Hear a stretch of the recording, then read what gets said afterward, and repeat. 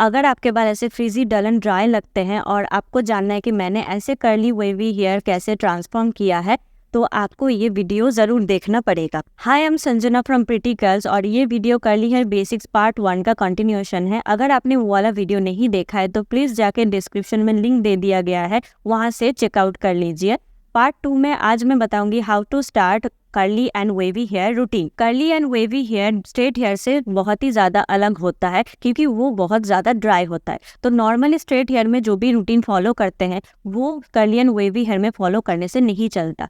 जैसे हम dry skin में मॉइस्चराइजर लगाते हैं, उसकी वजह से जैसे ड्राई स्किन अच्छा खासा सुंदर लगता है, कर्ली एंड वेवी हेयर बहुत फ्रीजी लगता है विदाउट मॉइस्चर। इसके लिए हमें 2 मॉइस्चराइजर्स यूज़ करना पड़ता है, लीव इन और curl cream and a gel. बहुत लोगों को लगता है कि स्टाइलर्स डैमेज कर देते हैं hair, premature greying, hair fall, ये सब का रीज़न है, पर ऐसा कुछ भी नहीं है। मैं 1.5 साल से यूज़ कर रही हूँ ये सब स्टाइलर्स एंड आप देख सकते हैं कि मेरे हेयर कितने लंबे हैं और कितने अच्छा लग रहा है और कितना हेल्दी भी है। अब आते हैं कौन कौन यूज़ कर सकते हैं ये सब कर्ली वेवी हेयर प्रोडक्ट्स। आपके बच्चे यूज़ कर सकते हैं, जी बिल्कुल आपके बच्चे भी यूज़ कर सकते हैं। बस आपको देखना है कि उनको fragrance and essential oils derma limits के अंडर है या नहीं। स्ट्रेट हेयर लोग यूज़ नहीं कर सकते क्योंकि स्ट्रेट हेयर लोगों को ये सब यूज़ करके कुछ फ़ायदा होने वाला नहीं है अनटिल और अनलेस वो स्टाइलिंग करने के लिए कुछ भी जेल यूज़ करते हैं।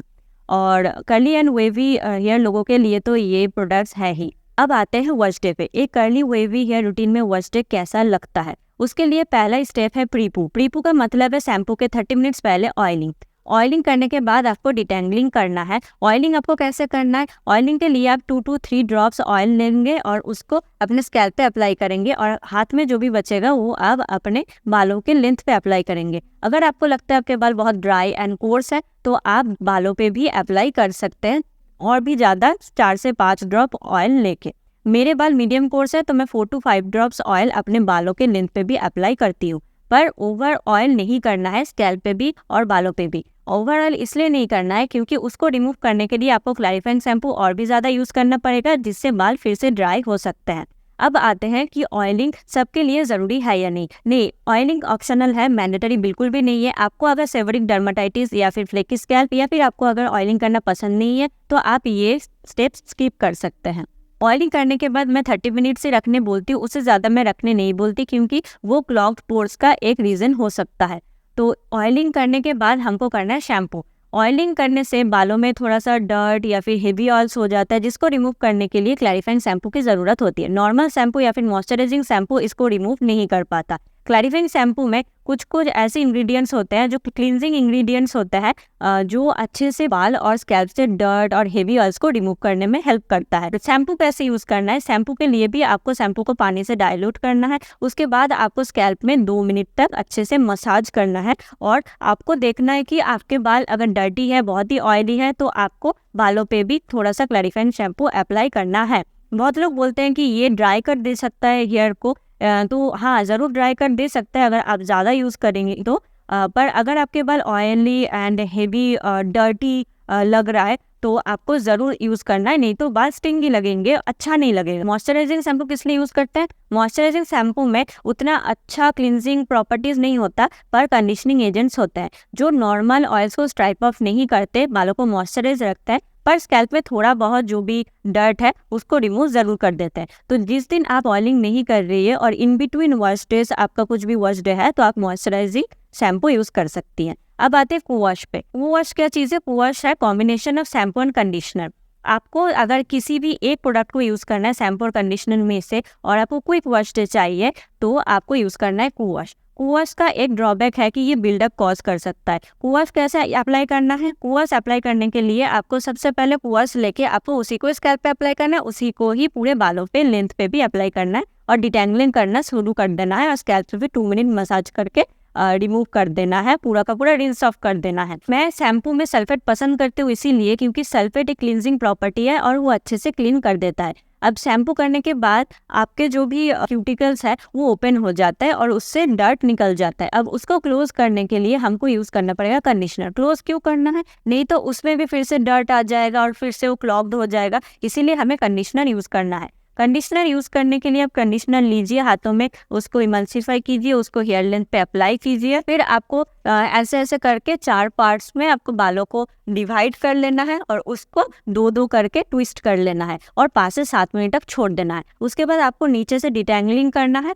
डिटेंगलिंग करके धीरे धीरे ऊपर आना है। आपको बहुत ही हार्शली डिटेंगलिंग नहीं करना है और नॉट पे तो ऊपर से तो बिल्कुल भी नहीं करना है, नहीं तो नॉट पे अटक जाएगा। मैं कंडीशनर में सिलिकॉन्स पसंद करती हूँ, अगर वो सिलिकॉन्स वाटर सॉल्यूबल हुआ तो। अगर वाटर सॉल्यूबल है तो बहुत ही अच्छा है, क्योंकि वो रिंस आउट के साथ साथ निकल जाएगा, एल्स वो नहीं निकल पाएगा और आपके बालों के आसपास परत बना देगा, जिसके बाद आप कुछ भी प्रोडक्ट्स डालेंगे वो अंदर नहीं जाएगा, वो ड्राई ही रह जाएगा और कर्ल पैटर्न भी बहुत ही डिस्टर्ब हो सकता है। इसलिए मैं कॉन्टिन्यूअस सिलिकॉन्स यूज नहीं करती, वो वाटर सॉल्यूबल सिलिकॉन्स ही होना चाहिए। हाँ, आपको डीप कंडीशनिंग करना है वीकली वंस। इसका मतलब आपको हेयर मास्क यूज करना है। कलर्ड, डैमेज्ड, केराटिन, स्ट्रेटेंड, परमानेंटली स्ट्रेटेंड, ये सब हेयर जो भी है ना, उनके लिए डीप कंडीशनिंग बहुत ही ज़्यादा एज अ बोल काम करता है। आपको लगेगा कि नॉर्मल बाल है, अच्छा है, तो मैं क्यों यूज़ करूं, पर उसके लिए भी वो ये बहुत ही अच्छा है। डीप कंडीशनिंग या फिर हेयर मास्क लगाना, ये सब आपके बालों को खाना खिलाना होता है। डीप कंडीशनिंग आपको कैसे करना है, सेम शैम्पू करने के बाद आपको जैसे कंडीशनर अप्लाई करेंगी वैसे ही आपको डीप कंडीशनिंग के लिए हेयर मास्क अप्लाई करना है। पर कंडीशनर हम 5 से 7 मिनट तक रखते हैं, इसे हम 30 मिनट्स तक रखेंगे। उसके बाद बाल धो देंगे। आपको याद रखना है कि शैम्पू और ऑयल के अलावा कुछ भी प्रोडक्ट आपको स्कैल्प पे अप्लाई नहीं करना, ओनली लेंथ पे अप्लाई करना है, नहीं तो बिल्डअप हो सकता है। अब वेवी कर्ली हेयर के लिए और भी कुछ ज्यादा चीजें भी चाहिए होता है, जो होता है मॉइस्चराइजर। मॉइस्चराइजर हम यहाँ पे 2 तरीके का देखेंगे, एक कर्ल क्रीम या फिर leave in and a gel. Curl cream और लीव इन में क्या डिफरेंस होता है? कर्ल क्रीम में मॉइस्चराइजिंग एलिमेंट्स तो होते ही है और इसमें थोड़ा सा होल्ड करने के भी प्रॉपर्टीज होते हैं, पर लीव इन में सिर्फ और सिर्फ मॉइस्चराइजिंग एजेंट्स होता है, कोई भी होल्ड का एजेंट्स नहीं होता। और जेल क्या करता है, जो भी मॉइस्चर आपके बालों पे दिया गया है, डाला गया है, वो सब वो होल्ड करता है। अगर आप ह्यूमिड वेदर में रहती हैं तो बिल्कुल जेल्स यूज़ कीजिए, ये बहुत ही अच्छा होता है। मैं 1.5 साल से जेल्स यूज़ कर रही हूँ, मुझे जेल्स सबसे ज़्यादा पसंद है इतने सारे हेयर प्रोडक्ट्स में से। उसके बाद मुझे पसंद है हेयर मास्क।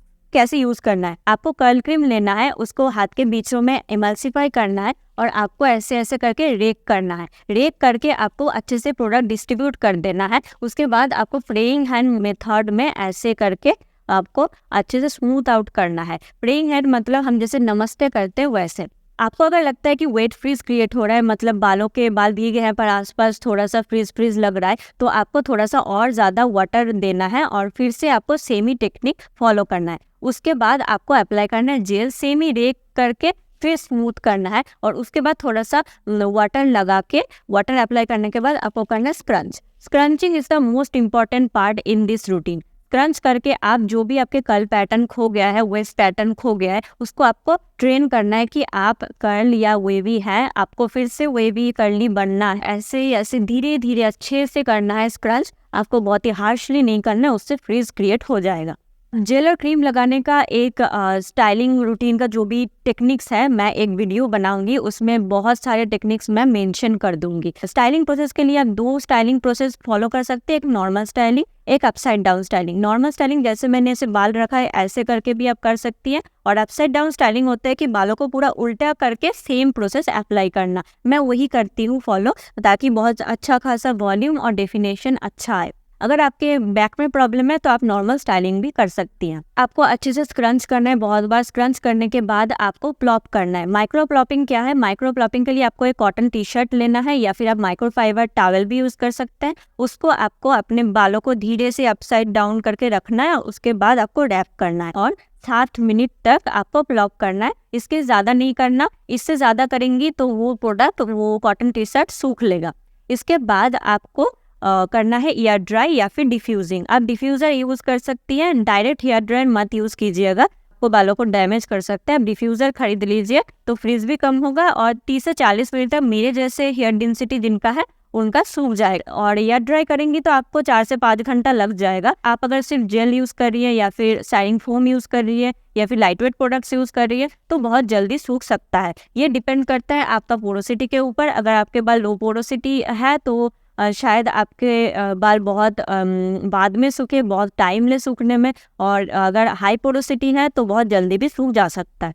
जब एयर ड्राई करके या फिर डिफ्यूजिंग करके पूरा सूख गया है तो आपको दिख सकता है कि बाल बहुत ही क्रंची, बहुत ही हार्ड दिख रहा है, उसको कहते हैं जेल कास्ट। जेल कास्ट होना कोई भी बुरी बात नहीं है, बहुत ही अच्छी बात है, क्योंकि जेल कास्ट क्या होता है कि आपके बालों के आसपास जेल ने एक परत बना दिया है, ताकि आपका बालों में जो भी मॉइस्चर गया है वो बाहर नहीं निकल पाएगा। आपके बाल बहुत ही सुंदर क्लम्स पे रहेंगे, इसीलिए आपको कोम तो बिल्कुल भी नहीं करना। इसके लिए आपको स्क्रंच आउट द क्रंच करना है। कैसे करना है? आपको ऐसे ऐसे करके या फिर आप ऐसे क्लैप करके भी स्क्रंच आउट द क्रंच कर सकते हैं। क्रंचीनेस आपका गायब हो जाएगा, सॉफ्ट कर्ल्स मिल जाएंगे और बहुत ही ज़्यादा लास्ट करेगा। या फिर आपको अगर लगता है कि फ्रीज क्रिएट हो सकता है, मैं अच्छे से नहीं कर पा रही हूँ, तो आपको थोड़ा सा oil 2 to 3 drops light weight oils लेके आपको सेम ही प्रोसेस सेम वे पे क्रंच करना है। धीरे धीरे, हार्शली बिल्कुल नहीं करना है, धीरे धीरे करना है। उसके बाद आपको सॉफ्ट कर्ल्स मिल जाएंगे। How often to use stylers? तो स्टाइलर्स आप स्किप कर सकते हैं या नहीं? बिल्कुल भी नहीं, स्टाइलर्स आप स्किप नहीं कर सकते। हाँ, 1-2 दिन आप कर सकते हैं स्टाइलर स्किप, पर अब मैं बिल्कुल भी आपको सजेस्ट नहीं करूंगी स्टाइलर स्किप करने को, क्योंकि मैंने बताया कि स्ट्रेट हेयर के लिए कंडीशनर तक या फिर हेयर मास्क तक सब चल जाता है, पर कर्ली वेवी हेयर के लिए मॉइस्चराइजर चाहिए होता है, जो यही स्टाइलर्स है। तो आपको बिल्कुल भी स्किप नहीं करना है। और आपको कब डीसी करना है? वीकली वंस आपको डीसी या फिर हेयर मास्क लगाना है। How often to comb curly hair? Curly hair comb नहीं करना है, वेवी हेयर कर्ली हेयर बिल्कुल भी कॉम्ब नहीं करना है आफ्टर वॉशिंग योर हेयर। इसका मतलब यह है कि आप ऑयलिंग के टाइम पे या फिर कंडीशनिंग के टाइम पे आप जो भी कॉम्बिंग डिटेंगलिंग करना है कर लीजिए। उसके बाद आपके बाल धो के सुखा लीजिए। उसके बाद आपको अगेन नेक्स्ट वॉश डे तक कोई भी कॉम्बिंग नहीं करना है। आपको लगेगा कि फिर मैं ये सब इतना सुंदर जो भी मैंने अचीव किया इसको कैसे प्रोटेक्ट करूं? तो प्रोटेक्ट करने के लिए आपको सैटिन एक्सेसरीज यूज करना है। सैटिन एक्सरसाइज के लिए satin scrunchie, satin pillow case या फिर सैटिन का कपड़ा लेके आप बालों में बंध सकती है, या फिर सैटिन बोनेट्स खरीद सकती है। कहाँ से खरीदेंगी? मैं नीचे डिस्क्रिप्शन में लिंक दे दूंगी। बहुत लोगों को जो लगता है कि हेयर प्रोडक्ट से प्रीमेच्योर ग्रेइंग हो सकता है, डैमेज हो सकता है, हेयरफॉल हो सकता है, ऐसा कुछ भी नहीं है। ये सब कुछ भी नहीं होगा। और हेयरफॉल जो आप लोग सोचते हैं, हेयरफॉल के लिए मैं बताऊंगी कि हेयरफॉल नॉर्मल नहीं है। हेयरफॉल के लिए आपको डॉक्टर दिखाना चाहिए। हेयरफॉल थोड़ा बहुत हो गया तो ठीक है, अगर आपको लग रहा है कि एक्सेसिव हेयरफॉल हो रहा है तो प्लीज़ कंसल्ट अ डॉक्टर, क्योंकि ये इंटरनल प्रॉब्लम से होता है। और जो आप बोलते हैं कि हेयर शेडिंग अलग चीज़ होती है, हेयरफॉल अलग चीज़ होती है। हेयर शेडिंग में आप हर दिन 50 से 100 स्टैंड्स ऑफ हेयर खोती है। तो जो खो देते हैं हम 50 से 100 स्टैंड्स ऑफ हेयर, तो उसमें क्या होता है कि आप लोगों को लगता है कि ये तो हेयरफॉल है। ये बिल्कुल भी हेयरफॉल नहीं है। अगर उससे ज़्यादा है तो हेयरफॉल। जो भी बिगिनर्स है सीजीएम में, यानी कि curly hair routine, wavy hair routine या कर्ली गर्ल मेथड में, तो उन लोगों को लगता है कि मैंने जब भी रूटीन स्टार्ट किया मेरे हेयरफॉल्स बढ़ गए। तो ऐसा कुछ भी नहीं है।